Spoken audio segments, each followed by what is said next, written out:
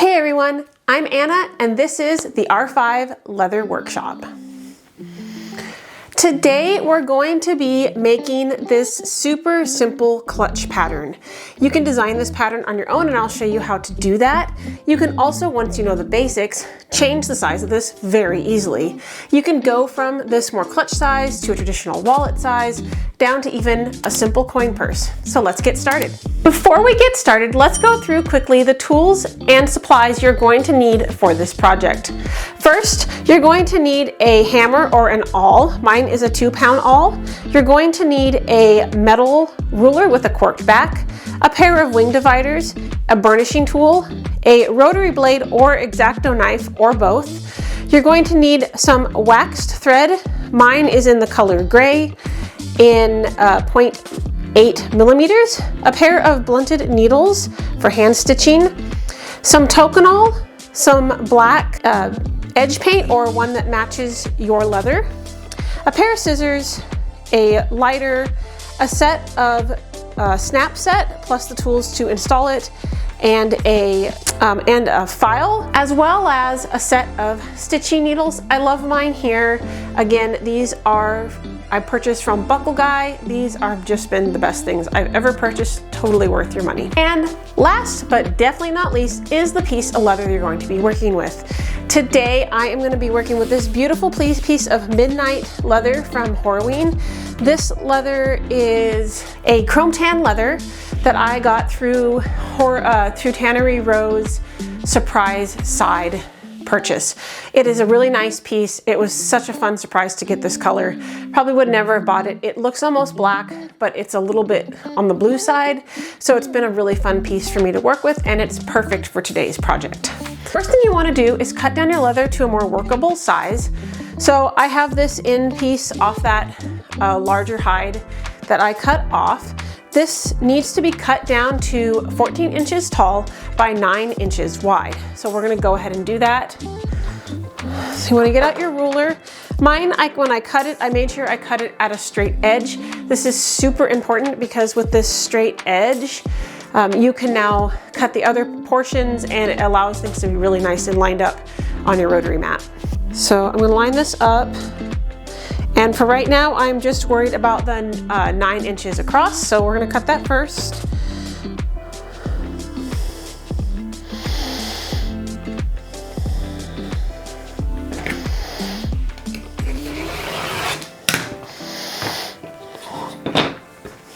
Then I'm gonna turn the piece over and I'm now gonna cut the 14.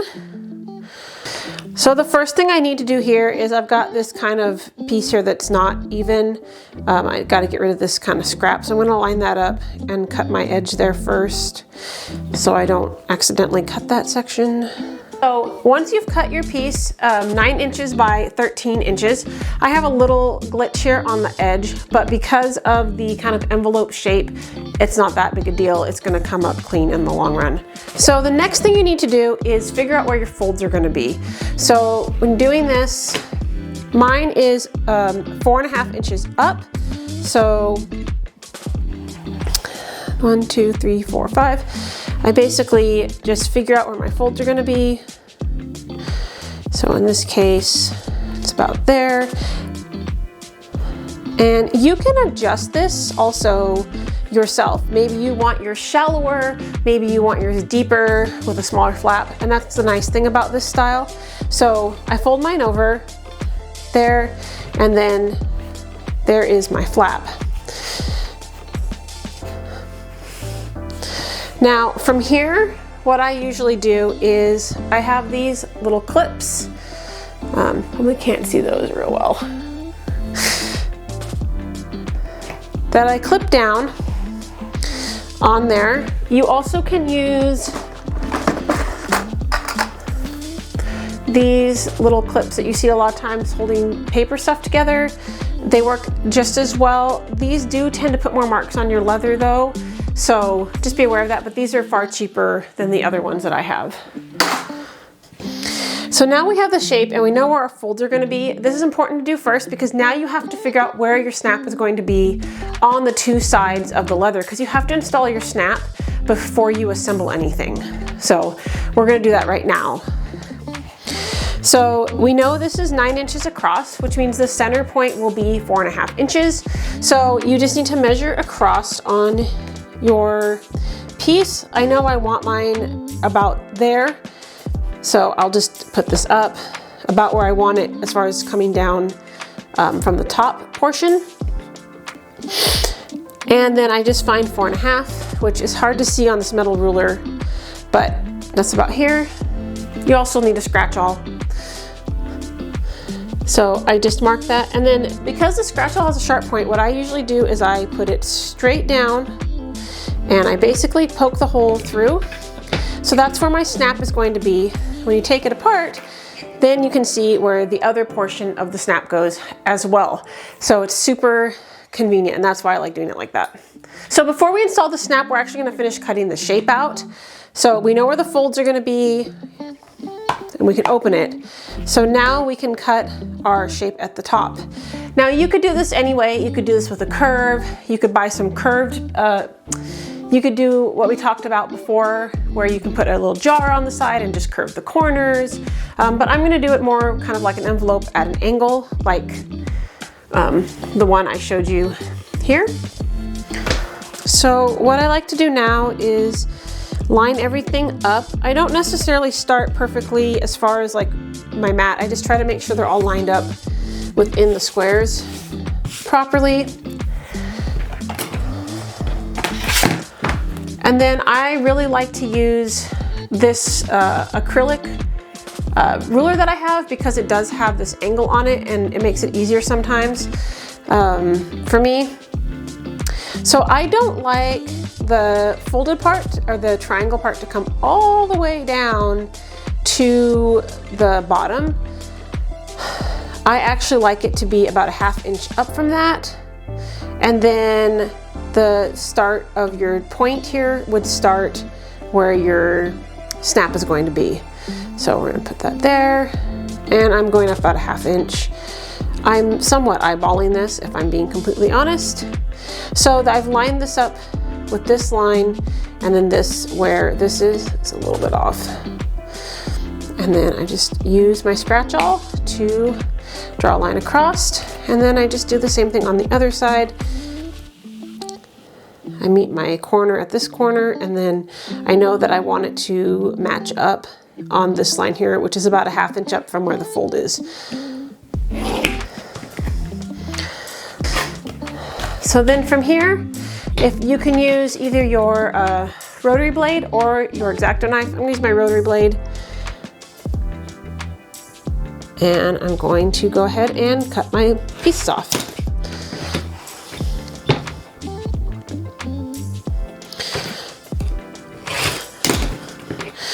And there we have our basic shape. So there's your basic shape. And now I'm going to show you how to install the snaps on this. So here we've got our Poundo mat, which I also forgot to mention in the supplies. You'll need one of these. And then the other thing I also forgot, I'm forgetting tools all over the place, is you're going to need this hole punch piece to punch the holes before you attach the hardware. So you're going to take this tool and you're going to line it up with your holes that are the markings you did. And you're going to punch both these holes. And as you can see, there is a hole there and a hole down there now. So when attaching snaps, snaps are a pain. That's all I'm gonna say. You need to make sure you have the correct size tools. That is actually huge. I have ruined many snaps using the wrong tools because I thought I grabbed the right one and I didn't. So always check them. A lot of times, if you order through someplace like Buckle Guy, they will tell you what tools to order. So that's really helpful. So you need a set of tools, one for each side of the snap. I also always install them with this little disc piece that came with my snaps instead of straight onto the Poundo mat as well. So from here, we're going to do the top one first. and the top one requires this piece. I always remember that that's the one that goes here because it's the one that looks all pretty. So you're gonna put it there and you're gonna turn it over. You're gonna put the snap on top of the tool, and then this piece here goes down there. And you put it over there. Now, something I've learned over the years when installing these is you can't just pound them super fast. So you take this little tool, it's got the little point to it. It's very hard to see there. It is focusing on my hand, not on the tool. It's gonna go down into the middle piece. And I've learned not to just pound the crud out of it from the beginning. You want to just do a couple simple knocks just to make sure you're going in straight. And I usually and once I feel like, okay, I'm in there, then I beat the tar out of it. So, and when it's done, the snap looks like that, and the little metal on the inside will close in around it, and that's what keeps it secure. To be fair, that is the hardest part. This next one is not as hard. The other thing that I've done a lot when I first started was not matching them up correctly.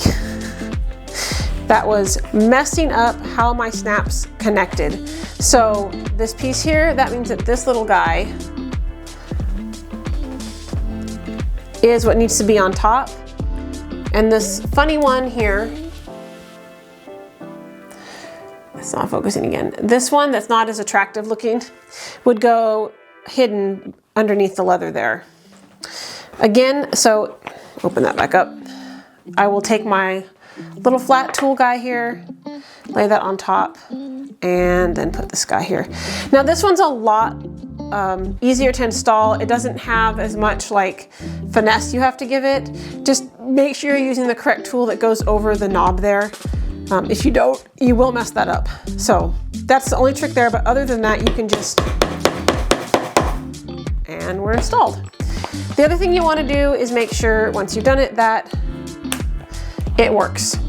I've also, not tested them and completed a project only to realize that they didn't properly snap, and that messed things up too. So as you can see, it's already kind of coming together. So next thing we got to do is glue up the sides and then punch the holes and stitch. See, what an easy project. So the next thing we need to do is glue everything up. So one of the easiest ways I found to do this so you don't kind of get sloppy with your glue is I take my wing dividers on the inside and I kind of just draw a line. Mine are set pretty much all the time at 1/4 inch. So I just draw a line, and then I just know that I need to put glue on right there on those edges of the line. Remove this. Don't want glue on my pound board. So get my glue. Again, this is the stuff from Tandy Leather, this Eco Weld. I like it because it doesn't have a toxic smell. So many of them do. Barge being the common one used by leather crafters. I just don't like the toxic smell. I'd have to open my windows. And why do we need to breathe toxic smells anyway? I'm just going to run the glue down.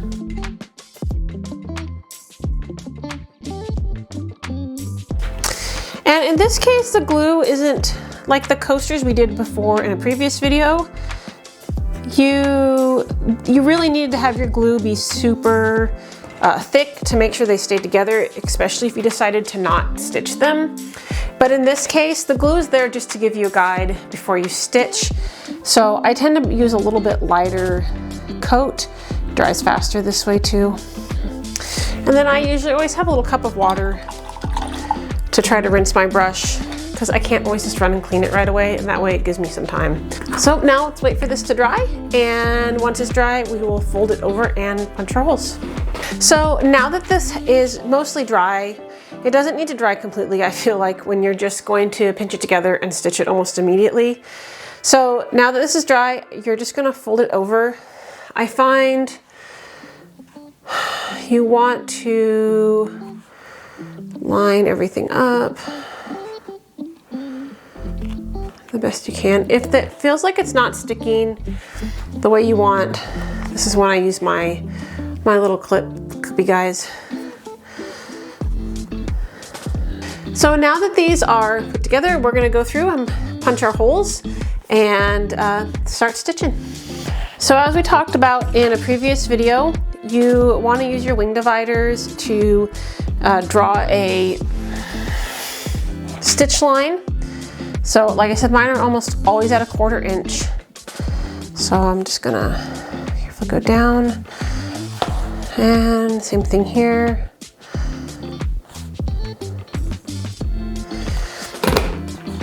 So there's where I'm going to punch my holes. Now, because of where this kind of bend is, I don't tend to try to stitch all the way down. I just start, I start at the top, but then I will not punch a hole all the way to the bottom. And remember, when using your stitching chisels, always go back at least a single hole back, sometimes two if you really want to make sure that you're staying straight. Especially when you're starting out, it's really easy to get off if you're just trying to rush. And as you can see here, I had to go back 3 in order to get this where I wanted it.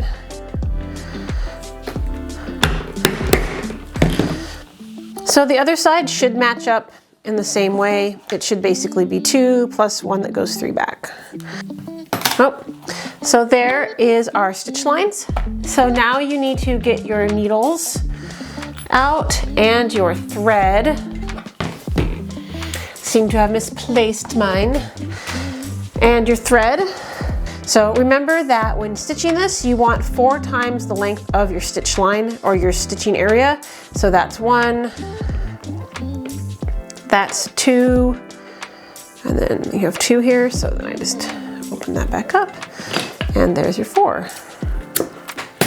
So, and then if you remember how you would stitch your needles, and you poke the needle through part of the braided thread, giving a nice secure section there.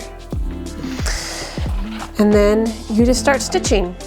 I'm not going to review how to stitch here. If you want to learn how to stitch, you can go check out my video on how to saddle stitch without a stitching pony.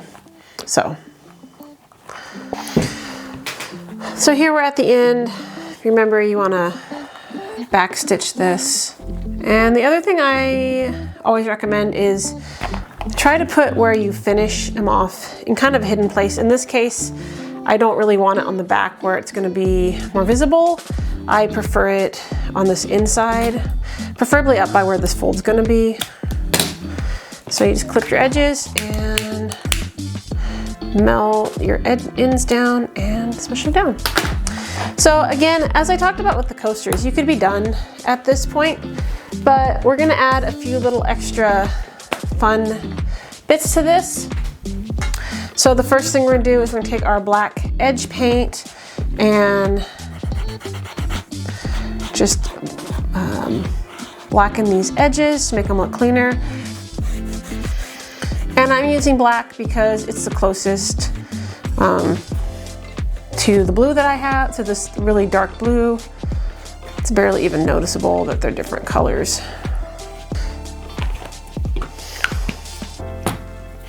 So then the next thing you're gonna want to do is put a little toconol down to kind of seal all these edges.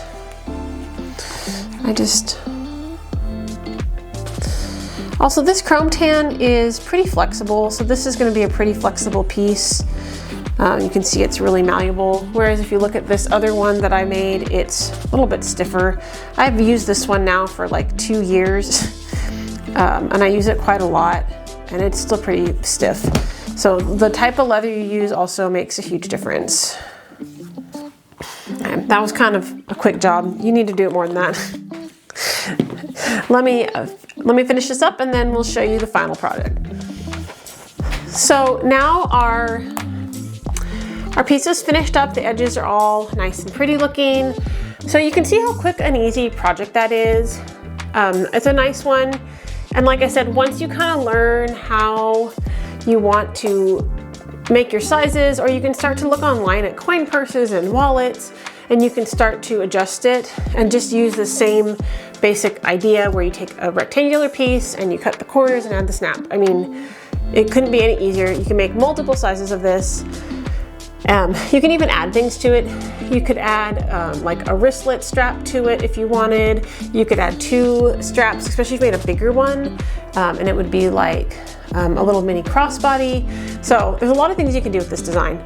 So I hope you enjoyed the video, and like and subscribe if you made it to the end, and we'll see you next time.